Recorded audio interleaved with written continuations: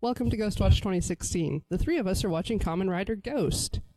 My name is Kamen Rider Dickinson, and I've seen a bunch of Kamen Rider. My name is Heather Deary. I don't want to watch Kamen Rider anymore. My name is Kate Stark. Why are we still watching this show? What happened last time, Kate? Last time, Gramps is Gramps. New emotions were detected, and Brother breaks himself. But now we're on episode 43. Wide, the Tulip King. Right? Oh, no, that's wrong. Panic. Insert title here. Also, very wrong. What about you? Emotions! More of them happen. No. No, I'm pretty sure that's not going to happen anymore. Okay, the real one. Linked, the boy genius.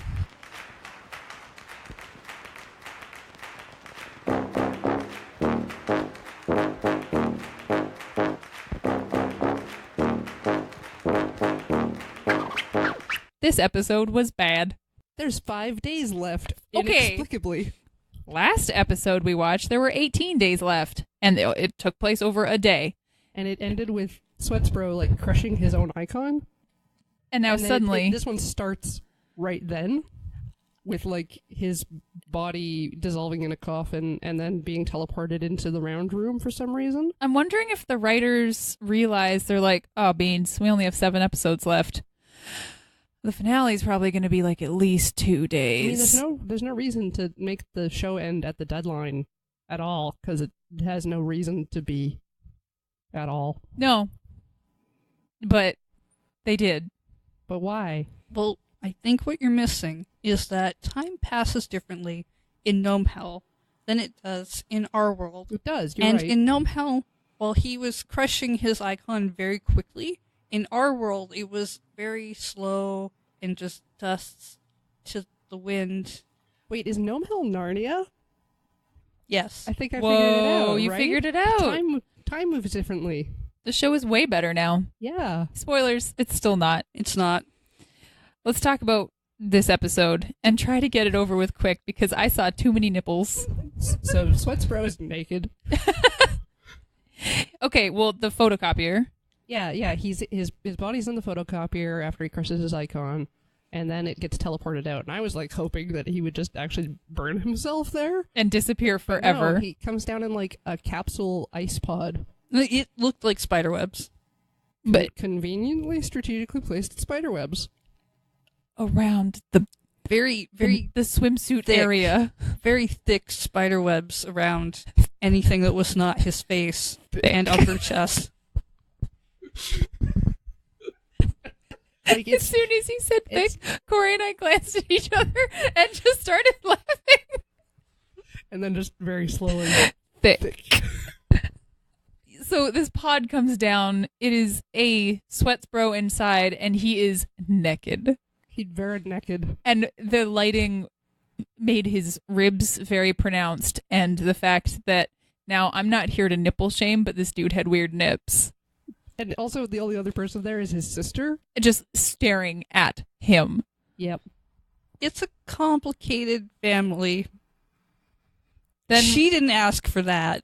nobody asked for that. Cut to dramatic scene at a graveyard where everyone's standing around Dad's grave while water gets splashed on it. Which I'm assuming is some sort of gesture. You clean it. Yeah, Okay. Me not knowing much about Japanese culture. But then they have a flashback with Dad in the lab, and then they have a speech about friendship, and all of us were like, this is too early in the episode for a friendship speech. Yeah, because Taco's all like, I'm going to carry on the thing that you all started way back in the day with my dad, and Gramps is now serious Gramps. Cyrus now that he can drop the charade. And Yeah, and it's all about how everybody's wishes united together is hope, and we'll get Sweatsbro to understand our friendship. Yeah, it good. cut to back of random lady's head. In a home? In a house. Yes. Something that bothered me initially is the way that the door to the room she entered opened, because it was wrong. Was it inward or outward? What's wrong about it? To go into this room, which is a bedroom, she opened it outwards into the hallway. Yeah, it's wrong. that's wrong and bad. Anyway, so she walks in, she like pokes her head into this bedroom, and we see a young boy with his head under the covers. Like, clearly he's up too late, and he has like a flashlight, and he's doing math problems with giant, thick markers. Yeah, like the kid looks like he's very 6. colorful. Yeah, he's 6, and there's just like very, very complex math problems. And you see his mother look back, and she looks concerned, and then you go back to the kid, and he just has a bottle of honey and is suckling from this bottle. Yep. Like from the nozzle. And in case that wasn't weird enough, he gets out of the bed, and there's a song that he's humming. He's humming, and the TV flickers on and is doing a little bit of flickering on the yeah. It's like the multicolored like no signal thing in old CRT TVs. Yeah, it's very Persona 4 math note honey. So he's looking out the window and then like singing this creepy song as his mother looks on in sheer terror. She is afraid of her child. And so are we. Yes. Spoopy children. Is this when his eyes glow? Because his eyes glow. No, that's a little later. I think that's later. Oh, but this boy's name is Hiroki, by the way. But we do get a shot of Steamy Punk on a roof being very happy that Demia is doing a thing. But and he didn't I'm assuming he's not say Demia. I'm assuming he's not staring at the window of the little boy. No, I think he can hear the singing. But yeah, he can definitely hear the singing. He's definitely rooftop hangout time. And he says, Sweats Bro will be ready soon. Cut to naked Sweats Bro. Just a very quick, it was just a brief.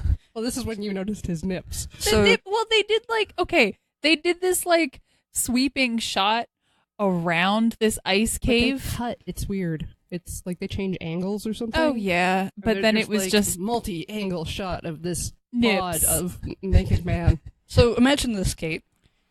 Somebody said, "Hey, we need this multi-angle shot, this very dramatic before the intro song shot of you being naked in a spider pod. Can you just stand in the middle of the room looking like Sweats Bro but naked while we move some cameras around?" No, I cannot imagine that. Cut to Snapple HQ Labs. This is the best. Akari is doing science. You can tell because of all of the science things, like computer, that are there. The computer reads Mega U-Loader on it. She has just loaded the Deep Spectre icon into like a little pod, and then put the Necrom driver bracelet, I guess, the eyedropper. Micro eyedropper, whatever. On I say another pad. Micro dropper because it looks like a microscope and an eyedropper. Yeah, together. So I call it a micro dropper. Okay, that makes sense. But that's the U-Loader. Yeah. And then it's like all hooked up, and then on the screen it has like graphics of science. And Onari's looking at a chalkboard that's got like a picture of it or a doodle of the monolith next to some numbers that have units attached to them that I'm not sure. I'm like, is that milliliters? Are you pointing at how many milliliters different sections of the monolith are? What's going on here? There's a lot of detailed prop work going on, especially that pamphlet that Mr. Bills worked so hard on. Mr. Bills has a dream, to help everyone. Graphic design is his passion. He definitely did not go to school for graphic design. Oh, he definitely owns a computer. And word art. Remember word art? And if you did a book report in school, you needed to have a title page. I always used like the rainbow one that was like curved, which is actually the logo for the effing Demia Project. Yes, it is. Out of this scene, we learn, I suppose very importantly, that there are 3 Ganmisers left. What are Ganmisers? Those are the big fat dudes. Gnomes. They're called gnomes. No, not the gnomes. No, not the gnomes. The big gnomes, the big spiky gnomes. I thought you were just not keeping up with our stuff. No, these are the special gnomes. Yeah, there were 3. The Sweats Emperor clones. Yeah. There are 3 left. Latex boys. Because Gramps was actually saying boys. that. Gramps was explaining that there were 3 left. And we need to make our move before they make a move on us. Now here's the worst part in the entire episode. We go back to Gnome Hell. In the round room. In the round room where this naked brother is. And the ice spiderweb capsule that he was in shatters. And that is all the cover that he had. So he went to sit down in his chair, and we get this god-awful shot. Like, it's burned into the backs of my eyelids right now. Every time I close my eyes, I see it. There. Which part? The part where he's, like, just kind of sitting there and talking to the camera, kind of at a 3/4 angle. You can see kind of just above the nips, his shoulder. No. Oh no, the one where it's like back further and you can see him like full side on profile. And he crosses his legs. It was the one from like seat height, but behind the seat. So you Crosses see his legs. his where he upper crosses his thigh and calf. You couldn't then you see those see- at first, and then he moved his leg. And then he crossed his leg, and you just see the light glimmer off his upper thigh. And then it cuts to Steampunk Man sitting across from him, bowing, talking about something. But then all you can see is his thighs. Yeah, that's it. I don't remember what he like. He I was don't like, remember anything He was else. like, good work, magistrate. And Steampunk was like, oh, magistrate, I like Okay, how that sounds, but it's all just this naked boy. He My asks notes. him about Demia. He says it's going to start shortly, calls him magistrate, and Stevie Punk is very excited about He was that. like, ho, ho, ho, old fool, serves you right. Naked brother, weird nips. Steampunk Man shows up to naked boy, crosses legs, dick, magistrate. There was no dick. We didn't see any. We didn't, but it was implied. We had to look for it. Then And we did. we cut the Snapple, where Gramps is sneezing a lot. Into Taka's mouth. Now, hold on. For somebody, again, who doesn't understand Japanese culture, you guys Oh. pointed out something. Yeah, okay, so Steampunk ends that scene saying, haha, old fool, right? So he's talking about the previous magistrate, Gramps, military Gramps, and so we cut to Gramps, Sage Gramps, sneezing because someone has talked about him. So what you were explaining is that in Japanese culture, I guess, it's the equivalent to Western culture when you say, oh, my ears are burning, somebody must be talking about me. Yes. Yeah. You sneeze when, it's that sort of Yeah, that sort of thing. somebody is talking about you, and generally not in a good way. I mean, that's generally what my ears are burning also means. Like, oh, somebody around here is Somebody's talking. gossiping. Somebody's gossiping about me.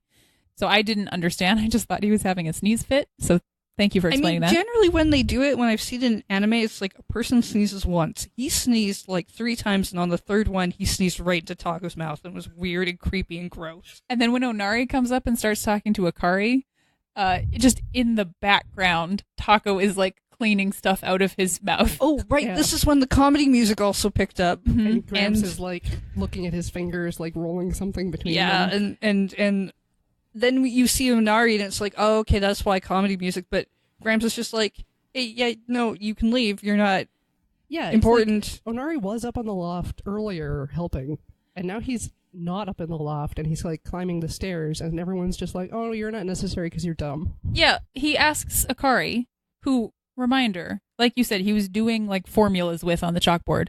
He's like, I'm here, ready to help. And she's like, no. And he's like, come on, guys, I'm ready to, no. Yeah, Yeah, then he gets- Gramps tells him to Yeah, leave. but then gets into Cannon a- comes in. He gets into a fight with Yurisen. There's like a comedic thing there, and then Taco Time's going to be like, no, when even people who want to help aren't useless, and it's not really important that he did that, but he did. Yeah, anyways, Cannon's like, there's a lady here. We have a guest. She has a paranormal problem. We haven't had one of those in a while. Her problem is, my boy got smart, And I'm and terrified. he likes sugar. Yeah, so it's the mother of Hiroki. He talks to himself, he craves sweets, he hums songs, and he is obsessed with math problems. Cut to business building? I guess we're in No. Bill's No. office. I mean, yeah, Well- you're with Bill's. It's not clear that you're at business building, but I mean, that's a pretty fair Yeah, it's guesstimation. Bills and Steampunk talking in front of a pile of Demia brochures and a laptop that has a countdown on it. The best countdown That's clock. 7 hours. And maybe like the Matrix is exploding behind it. I don't think that's Yes. a laptop. It's like I think that is just a very fancy clock. Dedicated clock It is screen. got a great visualizer, is what I'm saying. And then listen to this. Steampunk Man transforms into Music Gnome, who, may we remind you, is on a road trip with QB. yeah, they're off on fun adventure time away from all of this weirdness that they don't have to suffer through. I'm beginning to think that gnomes don't make any sense. I'm beginning to think the writers have given up. I want it to be one of your reasons, because otherwise, poor QB is possibly all alone without their best friend Music Gnome, and that I am not allowing. Snapple is now in Hiroki's room as Hiroki is still staring out the window and singing. And they're like, "Hey, can we talk to you for a sec?" And he turns around and goes, "Okay, but don't be mad." And like, He's holding a textbook. yeah. And they're It's like, Japanese. "Do you like soccer?" And he goes, "You know what I do like? Fermat's theorem. Fermat's theorem, yeah." And then you start looking around the room, and this poster, obviously this kid was into soccer. His like favorite soccer player, football player, whatever you want to call it, is on the wall, but it's completely written over with markers. And then his soccer ball has formulas on it. And you go to his sheets, and he pulls his bedding back, and all of his bedding is covered in markers and formulas. And apparently, yeah, he's trying to solve the P versus NP problem. Yeah, the entire time he's talking about math and this theorem and pulling things back, and it's really weird. Yeah, it's super, super weird. But then you get like an up-close shot of his face, and his eyes glow red. With like a cyber sound effect. Yeah.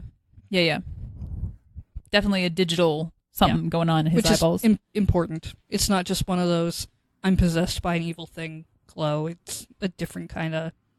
So we cut to the B team, which in this case is Spectre and the two students. And they're out on the road Oh, right. looking at all of this sidewalk chalk math that is everywhere. And this extremely muscle dude is like in a tank top, eating a bar of chocolate, and like viciously scribbling on the ground. Math problems. Yeah, my favorite part is while they're trying to come down the road to get to him, they're very carefully not scuffing or stepping on any of his hard work math chalk. Yeah, I really do appreciate that. That was kind of them. There's a description of other events happening, other places, and there's a photocopier that's making bad noises and spitting paper everywhere. So I think they're Don't back in... know how that's related. I think they're back in business building. And then it's like some employee, and she starts freaking out at the copier, but then it seems that she's also in the process of getting possessed by these Demia thing. It doesn't really make a whole lot of sense, though. No, there's a lot of shots as well of the Deep Connect Demia pamphlets and like boxes with the branding on it everywhere, and Then it turns out that Demia Project is contacts. digital contacts. Digital contact lenses. World Wide Web connected digital contact lenses. TM. Yeah, so he made Google Glass with contacts For your eyes. to connect everyone to the internet and each other. Now we're up on the roof with Music Gnome, and he hears the singing and says, "Well, this is the music I was searching for." And then basically there's some chat about the contact lenses and how it's connected to the internet, and we're going to shape humanity's future.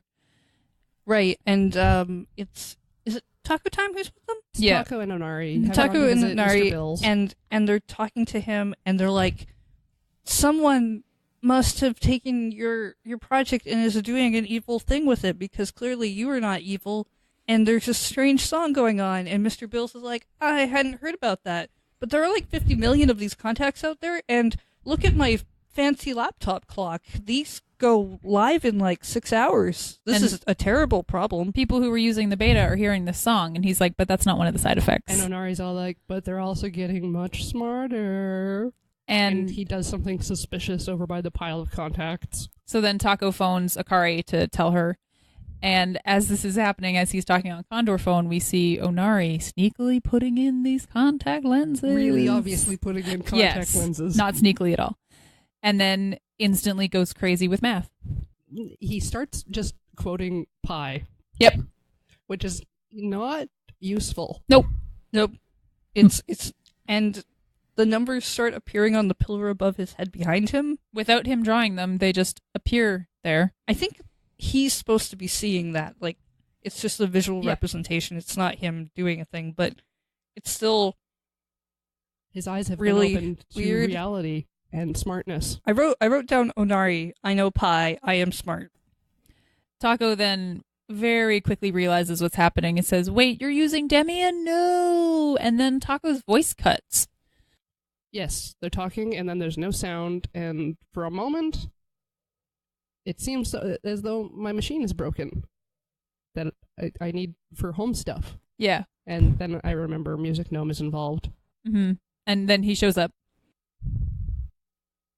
And Taco uses booster juice. Why not infinite? I don't know. And then Taco uses Beethoven because he's like, I know how to solve this problem. Music versus music. Yes, so they make a lot of noises at each other.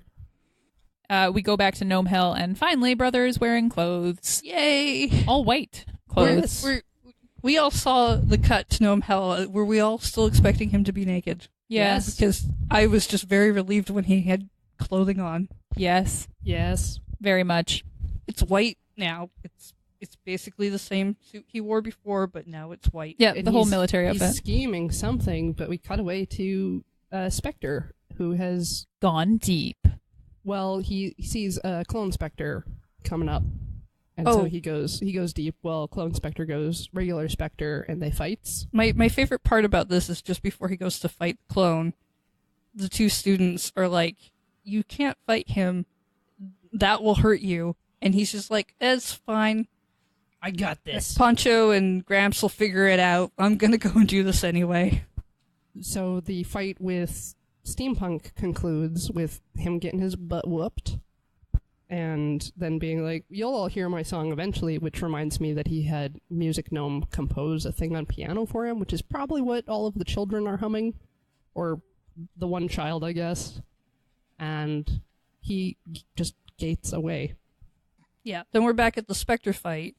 Deep Spectre beats his clone, and then before his clone disappears, he's just like, "A little more, then I'll be you." Then we cut to Gnome Hell, where Sweat's Emperor does a really weird thing with power and the cathedral Ganmiser tablets. Well, there's the 3 tablets for the 3 existing Gunmisers, and then somehow he just produces like 12 more and puts a bunch of Spectre clones behind them. And then they all meld together and become one. He absorbs all the tablets, and the Spectre clones all combined into one Spectre, and they're like, "I'm the real one now," which you can hear whispered into like Makoto's ear. Yeah, in real world. That was weird. That It's was like creepy. a weird, "I'm the real one now," cut to Ruth, "I'm the real one now," in his ear, and it's just like, what? Then we're in the kid's bedroom, Hiroki, who is staring out the window and saying, "I can hear you," and I think somebody answers him. Yeah, totally talking to a random person. On the internet, don't do that. No parental supervision whatsoever. But he's talking about the world will be united now, and Onari is also acting kind of weird. Like, you can't quite tell if he's under the sway of the same thing, but then he does have a little freak out because he reveals that he couldn't remove the contacts. So it seems like he is being taken by the Demia Project. He's like partially under control, but he's also aware and lucid of that control. He's also Onari. Yeah, so there's that. Yeah, they talk to Akari on the phone, and she's like, "Well, if we can't get the contacts out, there must be a server that all of this is going through. We need to take down the server." Which, I mean, is the most sense she's ever made in that regard. So PB grabs his U-loader, I guess, and heads on out. To the business Where they building. assume the server is located. Which is probably very accurate. That Mm. seems fine. I don't know. I'm willing to bet that for finance's sake, the server is somewhere else. It's a virtual server in a different country. Maybe it is a cloud. It could be a cloud. One of those red clouds from Gnome Hell. God damn it. So then Steamy Punk Man shows up to see Taco and Onari.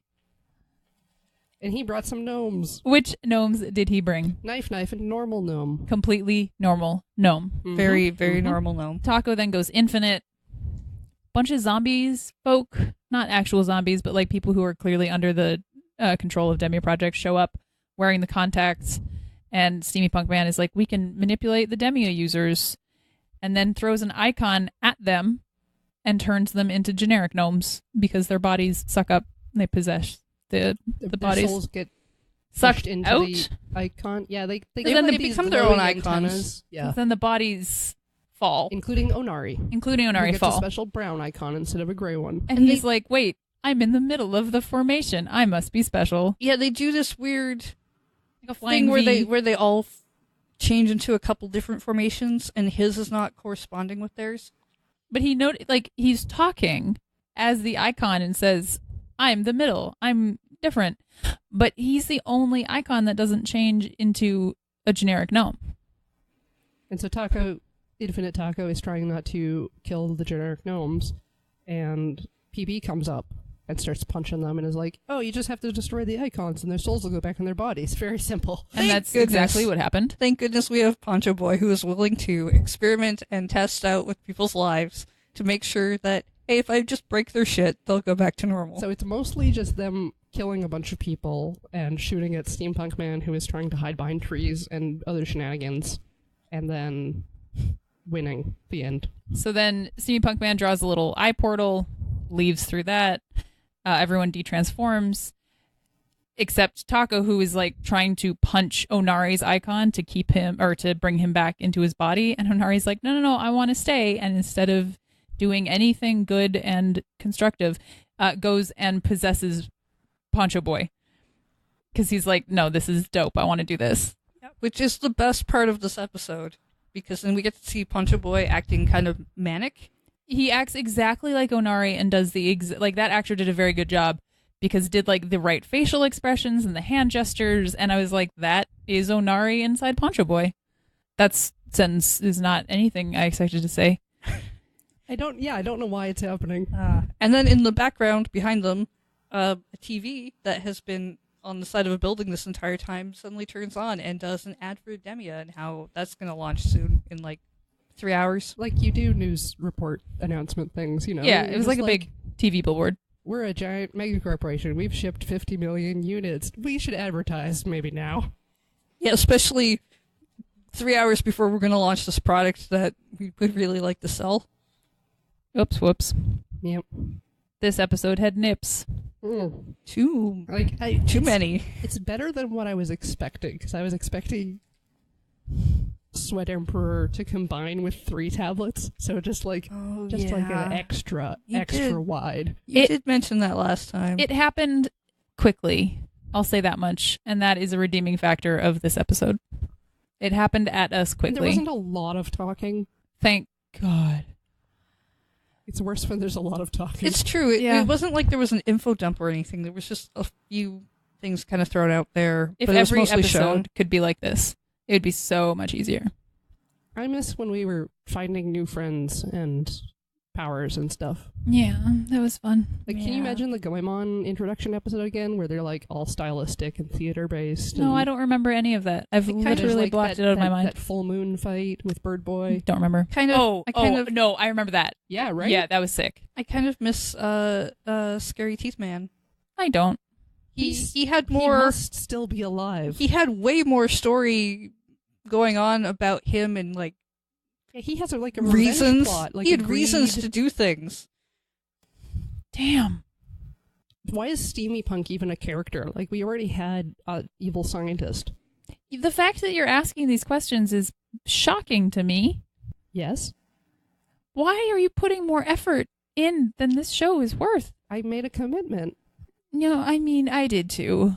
But Yeah. we gotta do it. We gotta see it through. Yeah, we have to see Especially it through. If we ever want to see any Exide, like, that's the reward at Well, the end. here's- Is getting to see a glimpse.